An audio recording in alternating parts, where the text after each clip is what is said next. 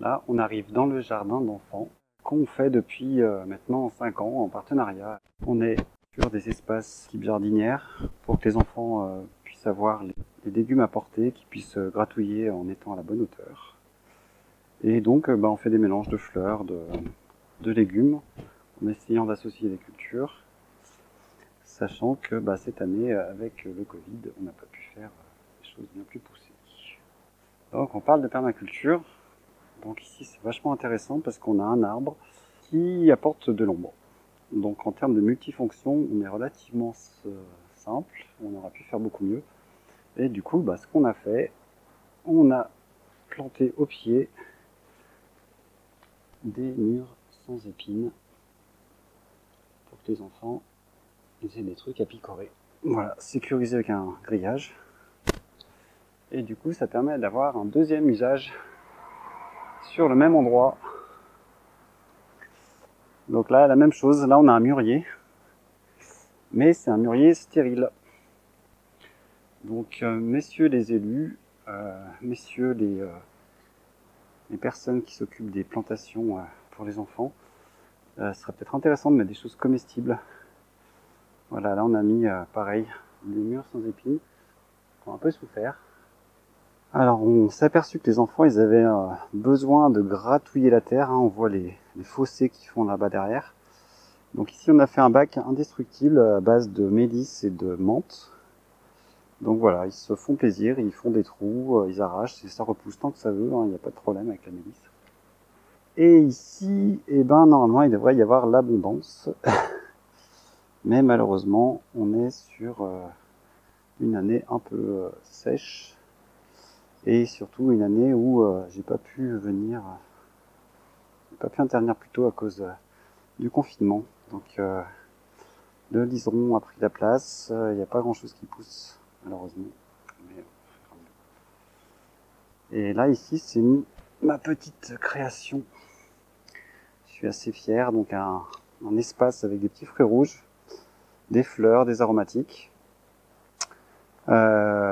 Voilà, avec un grillage pour pas que les enfants ils arrachent les plants. Mais malgré tout, comme le maillage n'est pas assez serré, là on voit il y a un groseillier qui est encore vivant, mais il y a des endroits où les enfants ont arraché. Voilà, donc la toile hors sol permet de garder l'humidité et du coup d'éviter au personnel d'arroser en permanence et aussi de ne pas avoir à surveiller les enfants qui sont en train de gratouiller dans les bacs et en train d'arracher.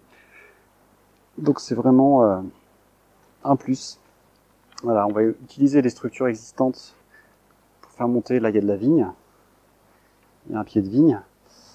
Voilà, la sauge et le romarin sont assez exubérants.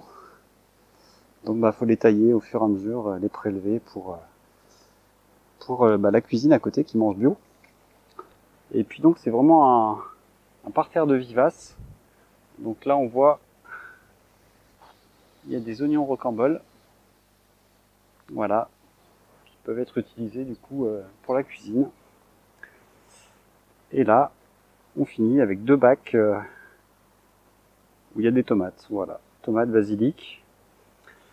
Le 3e là-bas a été vidé. On voit, je sais pas s'il y avait quelque chose dedans. Je sais pas si c'est des mauvaises herbes ou quoi. Mais voilà, en tout cas il reste plus grand chose. Voilà. Salut Laetitia. Salut Christophe. Comment ça va? Ça va bien et toi? Super. En visite au jardin d'enfants? Oui, je suis venu visiter un petit peu les jardins en extérieur, voir comment ça se comporte. Parce qu'aujourd'hui il fait 38 et vous allez partir pendant un mois, c'est ça? 3 semaines, ouais. 3 semaines. On réouvre le 25 août. Donc voilà, s'assurer que c'est à peu près paré pour l'été et que ça souffre pas trop. Et ça donne quoi? Ça commence à souffrir. Il faudra arroser ce soir. Ok. Notre partenariat, ça fait 5 ans maintenant qu'on travaille ensemble, entre guillemets. Tu veux nous raconter un petit peu l'histoire? Il y a 5 ans, c'est une famille arrivant sur Vosges qui cherchait un mode de garde pour sa puce. Donc c'était ma puce Alice, oui, qui arrivait, qui n'était pas encore scolarisée, et donc qui a fait à peine 1 an avec vous. C'était l'année de mon installation. J'étais arrivé le 14 juillet et c'était ma première année. J'avais fait des courges d'Halloween et j'en avais un peu trop. Et du coup, je me suis dit pourquoi pas en faire profiter la structure pour que vous puissiez faire des petites sculptures et amuser les enfants pour l'occasion. Et du coup, c'est à ce moment-là qu'on a découvert ton univers, ton projet professionnel, et c'est là où on a commencé à réfléchir à des partenariats avec le jardin d'enfants, notamment mettre en place un jardin au service des enfants où vous avez semé, vu grandir les plants, dégusté. Et puis après, on a évolué vers des visites à la ferme, des pique-niques, avec plein d'ateliers de découverte sensorielle et gustative, aller ramasser les petits fruits dans le jardin. Donc voilà, plein de choses qui se sont passées. Et l'avantage au jardin d'enfants, c'est que chaque année, les enfants ne sont pas les mêmes parce qu'ils partent à l'école. Donc c'est un renouveau chaque année avec de nouveaux enfants et un projet qui évolue sans cesse. Oui, c'est vrai. Alors, ce qui est rigolo, c'est que les enfants, moi j'en croise des fois, ils me reconnaissent. Ah oui. Et en fait, il y en a eu tellement, j'en ai retrouvé au pôle enfance. Donc c'est assez marrant d'avoir cette continuité de petits Vauchois. Donc c'est sympa. Et si, un truc que je trouve intéressant, c'est que moi, ça m'a permis aussi d'apprendre à travailler avec les petits parce que je connaissais absolument pas. Et apprendre à abaisser mon niveau technique à quelque chose de beaucoup plus assimilable et pareil, des gestes plus lents, plus expressifs aussi. Donc c'est une super expérience. Alors en plus de la courge, quand je suis arrivé dans ton bureau pour te parler de cette courge, on avait discuté et tu m'avais dit qu'en plus les enfants mangent bio à la cantine. Donc ça faisait déjà une passerelle entre nos deux univers. Oui, carrément. Ça a été le point de départ en fait, d'une belle évolution. Donc tout le monde connaît les structures type crèche, mais un jardin d'enfants c'est quoi? Le jardin d'enfants, je dirais que c'est le trait d'union entre l'accueil collectif ou familial et l'école maternelle. On accueille les enfants à partir de 2 ans, priorité aux enfants non scolarisés, et puis après on accueille les plus grands qui sont à l'école.